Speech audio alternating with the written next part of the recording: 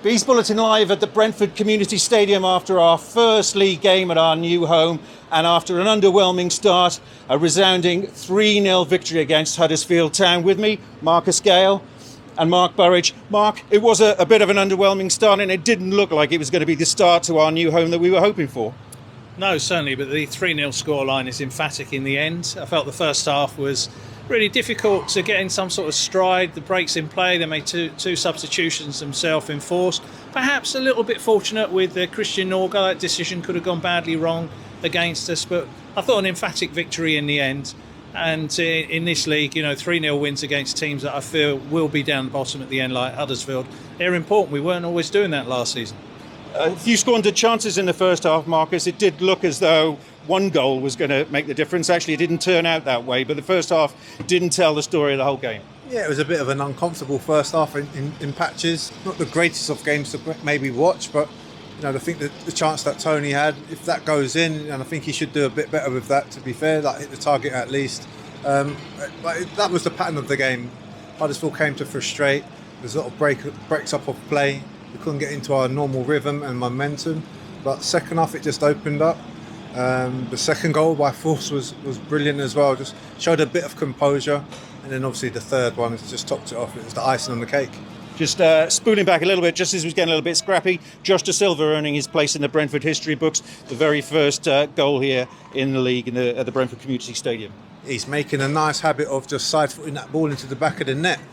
He done that midweek as well. So expected big things from him this year again. He's maturing. And I think he's going to put himself under a bit more pressure and want to try to, do better than what he did last year.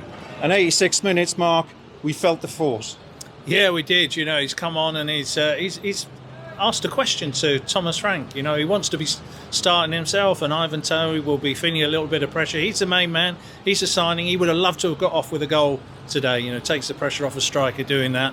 But Force, we've seen what he can do before. He had a prolific goal-scoring record at Wimbledon last season. One chance and he finishes it. And just as we were winding down, obviously there's no W ever. There may or may not be a B in the future, but the M is still here and still delivering. He's still delivering. I think he's going to be probably our main man this year. I think this first season, a lot of goals in that first year, moved country, different language, different culture, but he hit the ground running. And I think after today's goal, that will just give him that extra confidence to really go for it this year and be probably our main man.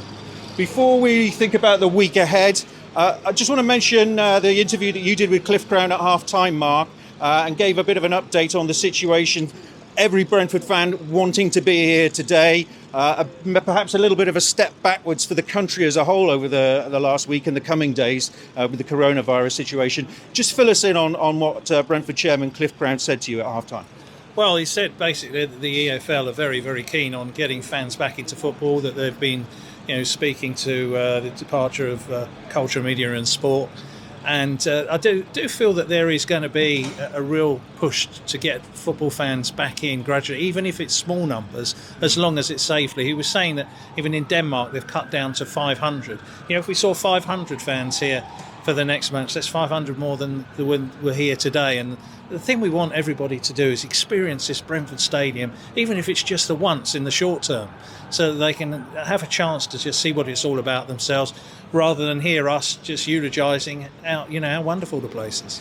Just tell me what you think. As somebody who's been following Brentford and covering Brentford man and boy, obviously we all want fans in the stadium, but in the short term, or even the medium term at least, it's only going to be a fraction of the fan base.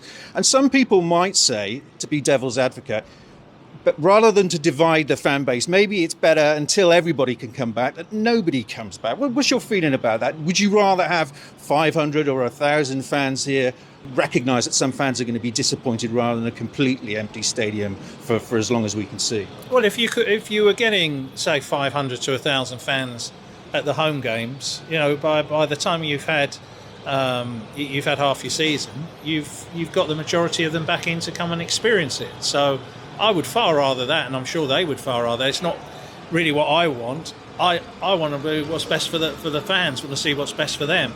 But surely the chance for everybody to come here in bits and pieces, it'll have to be well orchestrated. It's a big ask for the the management here. It's a real problem in football at the moment, but I don't think we can carry this on without fans for too long. Of course, people's safety is paramount. That's the most important thing. But if you can get fans back, even small numbers, there's enough room in a ground this size, whole 17,000, getting 500 in here to 1,000, I don't see that as a problem.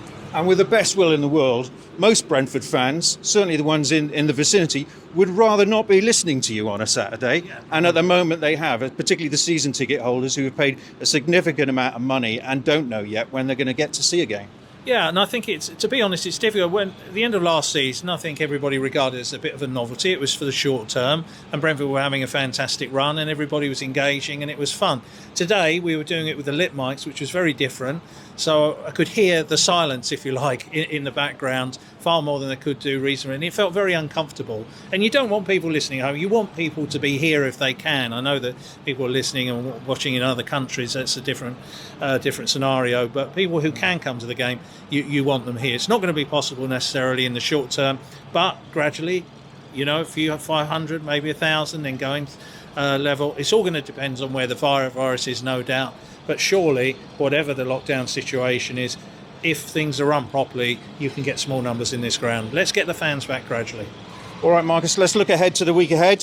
Starting on Tuesday, a trip to the Midlands with our former Championship rivals. We've got a baptism of fire this afternoon in their return to the Premier League after 2 seasons. 5-2 their defeat against Everton. Your thoughts for the third round of the Carabao Cup against West Brom? It's a great encounter. We're rivals of the recent past. I think it's going to be a game where we're going to get a good indication how far we need to go, or how close are we to West Brom that are just in the Premier League. So I'm looking for a strong performance yet again. I think the game we had against Southampton was a brilliant sort of display of the strength of character we got in the team, a gutsy performance, the younger players stepping up and giving Thomas some posing questions. I want to be in that starting lineup, and again today we saw that with the emphatic win. But I think Wednesday, a good game. I think we got a little chance of winning that, but who knows what's going to happen on the day. And then a short trip on Saturday, Mark, to Millwall. Yes, it's this man's 50th birthday next weekend, by the way. Congratulations. 25. I'm sure you can send birthday cards and presents, flowers and Amazon gift vouchers to Lionel Road or Jersey Road. Not the chocolates. That's well, I think you got room for a few chocolates. Made room. Marcus Gayle, carer of Brentford Football Club. And then Saturday, celebrate Marcus's birthday with a win at Millwall. Yeah, it would be very nice. They're actually in the programme. I was asked to, look at a team that wasn't particularly fashionable, that might surprise. They did well last year, and I do think they'll be challenging again this year. They brought in some good players. Gary Rowett, at this level, is one of the best managers in the division. He might not necessarily play the expansive football you want, but he gets results, and I think they'll be there. So it'll be a real big battle for us next week. But look forward to the games are coming thick and fast. But there's a chance of a cup run as well. I'm just looking forward to seeing a few more of those throw-ins from Sorensen. They're absolutely amazing. Bombs into the penalty area. It's a missile, isn't it? It's another option. And it gives. I thought the team played really well the other day, and I hope he goes with the same team to give them a chance to go another round further. Final thought from both of you. If one thing happened today, it probably shrugged off any final thoughts. There was a bit of a hangover after the disappointment of the end of last season. We went through everything last season, from a global pandemic to losing in the playoff finals, and coming out here and making another statement with a 3-0 win is a pretty good way to start the new chapter of Brentford's history here at Lionel Road. Yeah, you don't want any hangovers over that disappointment a few months ago, but I think the signs are all there today. There seems to be a very good group spirit, team spirit, a few new signings, the younger players maturing and getting up to speed. So I'm expecting us to do relatively about the same we done last year. And if we can go one stage better, that'd be even, the icing on the cake, so to speak, especially in the new stadium. You got a bit more of a spring in your step about the season ahead. We all felt maybe a couple of weeks ago it was going to be a long, hard season. Are you feeling a bit more positive about the season ahead after this afternoon's result? I think it's going to be. I was looking forward to the season anyway. It is what it is, and it's 2020. It's crazy. It's a condensed season. games coming thick and fast, a lot of midweek games. The squads are going to need to be deep, they need to be thick, you're going to need to have a little bit of luck, and you can't afford to throw away too many points. So last week was a real dampener. It was a poor afternoon. We've seen it before. It was uncannily like the first game last year against Birmingham, which was, of course, at Griffin Park. But we put it right today. We weren't at our best, but 3-0 is a comfortable scoreline. You pick up the paper tomorrow, you see 3-0. You know, that's on the verge of a hammering. And Brentford have won their first game here. You want to go away first game here with the points. But, you know, we don't want people listening to us who could be here on a Saturday or watching. We want them in the ground. Yeah, and hopefully it won't be very long before every Brentford fan won't have to listen to these guys anymore, and you'll be back in person here at Lionel Road. Come on, Brentford!